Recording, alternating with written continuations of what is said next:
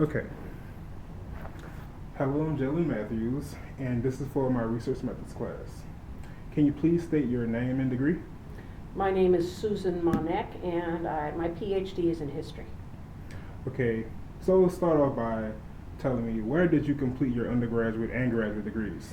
For my undergraduate degree, I went to UC Santa Cruz. I don't know if you've ever heard of that school, but it's the University of the UC system where Berkeley sends its eccentrics. You're going to have to be of a different generation before you get that joke.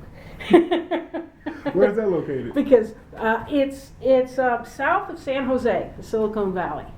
And it was an experimental university. When I went there, they had no grades. I think you can petition for grades now if you want them. It was all pass, no record. You'd get written evaluations. And it was, it was for kind of the eccentric geniuses, I guess. So when you say no grades, you mean no freshman, junior? Oh, you had those. You didn't have A, B, C, D.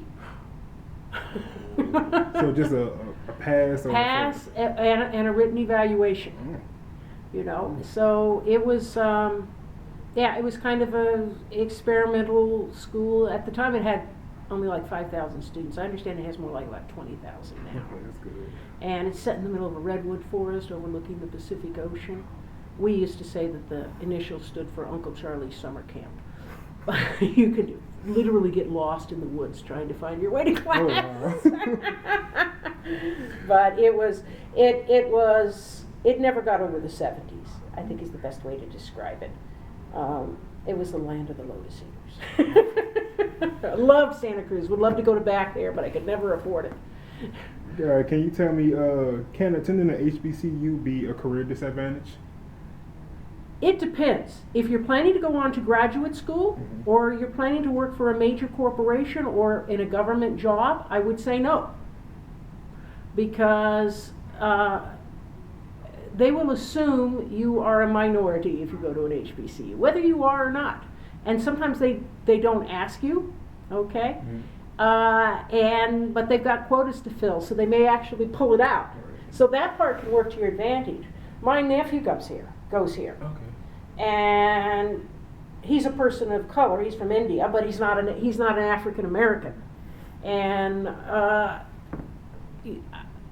told him that the engineering program, he's going to get a lot more attention than he is anyplace else. Actually, I think he's majoring in physics. But Can you say the same thing for PWI? Do you think attending a PWI would be PWI? I'm sorry. Predominantly white institution. Oh, would it be an advantage? It depends on with the name. Obviously, if you go to Harvard, it's going to have a better reputation than Southern Miss. Right. So it kind of depends on which one you've got. And I actually will encourage students that are of low income but have very high ACT scores to apply to the best school possible, because they have more financial aid. I mean, one of the unfortunate things about Jackson State is that most of your financial aid comes in the form of loans, which students will drown in before they graduate, and that to me is a real concern. When I went to college, there was no tuition at UC Santa Cruz was $600 a year. But if you had they had SAT, not ACT. If you had over 1,100, you went tuition free. Okay, that's probably the equivalent of maybe a 24, I guess, or something like that. You will at Jackson State too if you've got that kind of an ACT score. But in any case, it will. And most of what I got otherwise was in grants. When I graduated from college, I owed $300 in student loans, and I had $3,000 in the bank. Oh, you're a good one. Okay. That's not possible anymore. Right. Because states are increasingly withdrawing their help to state institutions of higher learning. And they're relying on either Pell Grants, which are fine, or loans, which are not so fine. Why is that? They don't want to have to fund education. Of course, it's even worse in Mississippi because, let's face it, Mississippi gives less funding for their public schools than any other state in the nation. Okay? They don't really want to have to fund public education. They sent their kids to private schools, right? Yes. Now, that's, so there's not much encouragement for them to actually fund public universities. And they'd rather you guys pay for it down the road. And unfortunately, the number of people who ruin their credit scores and things like that, and that to me is a real concern. I'm a landlady, okay? Right. I own 8 houses. It's upsetting to see the low credit scores that I get brought, usually by pretty decent people. And the thing is I've been buying these houses dirt cheap right now because when the bottom fell out, you can't get, if you don't have a decent credit score, poor people could buy these $30,000 houses, pay $200 a month mortgage, and yet rents are high. Rents are the highest in Jackson than any place else.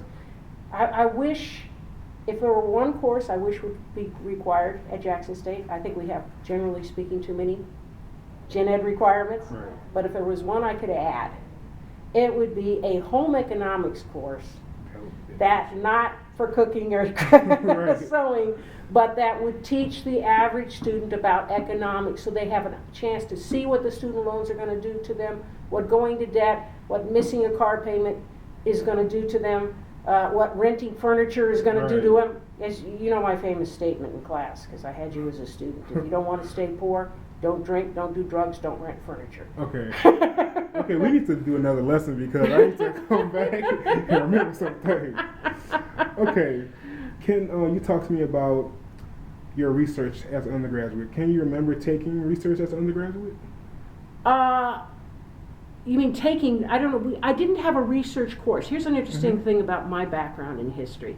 My undergrad wasn't in history. My master's degree wasn't in history. My bachelor's degree is actually in religious studies. Oh, wow. And it was really rather funny the way I picked it. I'd taken the CLEP exams. My mother had wanted me to go to a community college and stay home. She said, we can't afford it. I was determined not to stay home. But mind you, I was only 17. Okay. I graduated midterm. I went to a community college for half a semester. Couldn't get into the USC before then anyhow. Then I took summer school classes, and then I took the CLEP exams, which you could get, which were actually intended for adults. But there was nothing restricting them. I got like 20 semester, the equivalent of 20 semester units that way. It covered almost all my gen ed requirements. Oh, wow. So within a quarter, we were on the quarter system. Within a quarter after I graduated, I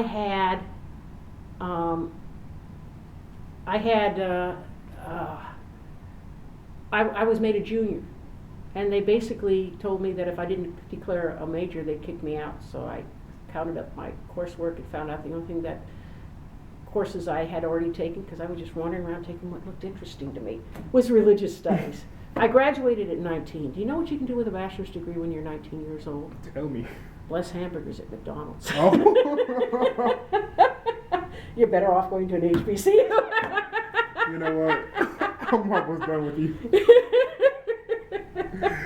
That's cool. Okay. But anyhow, my master's was in Oriental Studies, and I did that at the University of Arizona, focusing on the Middle East and South Asia. And I started my doctoral program in Oriental Studies too.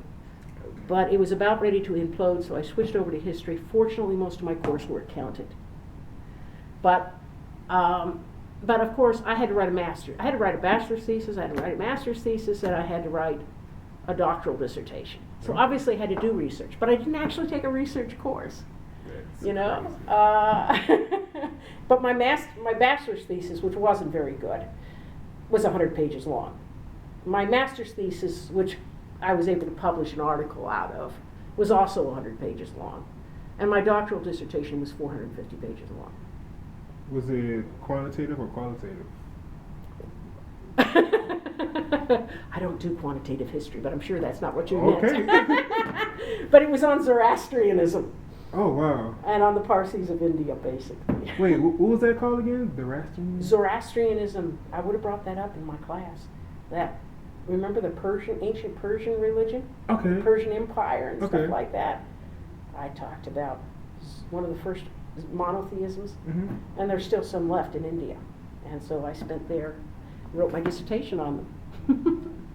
You stayed in India? Yeah, and it must not have been too bad in terms of quality because they published it.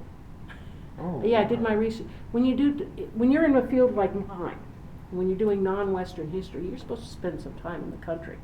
My dream had always been to go to Iran, but the revolution broke out my first year of graduate school. Right. So I ended up having to go to India instead because wow. I couldn't get into Iran. That's interesting. But that's really what I prepared for. Okay. How important do you think it is for undergraduates to complete a course in research methods? Here they need it. Okay. Here they need it because there's not enough writing of research papers in upper division classes. Most of my upper division and graduate classes I was expected to write research papers for, but especially when you get to the master's level. But, in history, for instance, you got to know Turabian. You've got to be able to do a research because how do you understand really how history works? Like I said, I didn't take one, but I didn't take American history either. Are you serious? I didn't take American history. Like I said, I didn't do it till the PhD work. They assumed you did American long before. Right. Well, I didn't. And you're like the history guru, like. Yeah, well, that's because I know the rest of the world. You took me for world civ. Right. Right? Yeah, that is true. You took That me is for true. world history.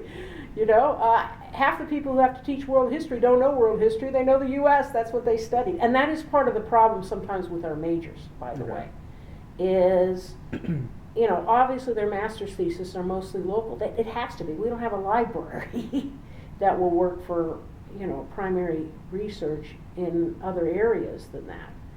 But when they get to high school, what are they teaching? The World History Survey. True. Okay? And I'm going to be designing a course on, just world history as world history, because I really feel that students have got to, that are majors, that are going to teach in our secondary schools, they need to know what issues are related to the study of world history. Otherwise, how do they know how to pick a textbook out? That is true. So, why do you think students shy away so much from conducting or being involved in active research? Because they have to do real work. People think that a multiple choice test is easier. They're wrong. Students will typically score a full grade lower on a multiple choice test than they will on an essay. How is that? But because an essay gives you the opportunity to tell me what you know. Mm-hmm. A multiple choice test, I get to find out what you don't know. True. Okay. That is true. I never thought about it like that. But if you're going to do research on anything, it's got to be a topic you love or you'll never finish it. It's got to be something that you're excited about. And right now I'm doing the research course, and I did the historiography course. When I started with the historiography course, they were all kind of wishy-washy about it, etc. And this semester I'm seeing them getting excited about their topics, which is good, because if they don't finish it, they don't get out of here. But what's exciting is they're now finding those topics exciting. They're now finding the discovery of new material exciting, and going to primary sources and seeing how those actually operate. And that's what I like to see. That's awesome. That's really awesome. What are some areas in history that you're currently working on now? Well, like I said, my areas of specialty are the Middle East and South Asia, but I am doing an Americanist project. Oh. I met an old man over the internet years ago. His name was Dempsey Morgan. Dempsey Morgan. Yeah. And we used to get in a lot of arguments. He belongs to the same religion I do. He's a Baha'i. And then somebody wrote me and he says, look, this guy is in his late 80s. Give him a break. He's a Tuskegee Airman. I said, what? And I wrote him and I says, so I sent him an email and I says, is it true you're a Tuskegee Airman? And he said, yeah. And he sent me his memoirs. What's a Tuskegee Airman? You don't know what a Tuskegee Airman is? You're not a history major. It's like a No, during World War II, those were the black pilots. Oh, okay. You know, I need to take your course again. Yeah, well, I didn't talk about Tuskegee Airmen. I'm not an Americanist, but I started getting to this guy's memoirs, and I started getting into the question of what happens to Tuskegee Airmen when they're done. One thing I found out is these guys were mostly geniuses. In another world, they would have, Dempsey Morgan's dream was to go to medical school. But Morgan State at the time would only take, their medical school would only take 2 students would only take 1 African American student every 2 years.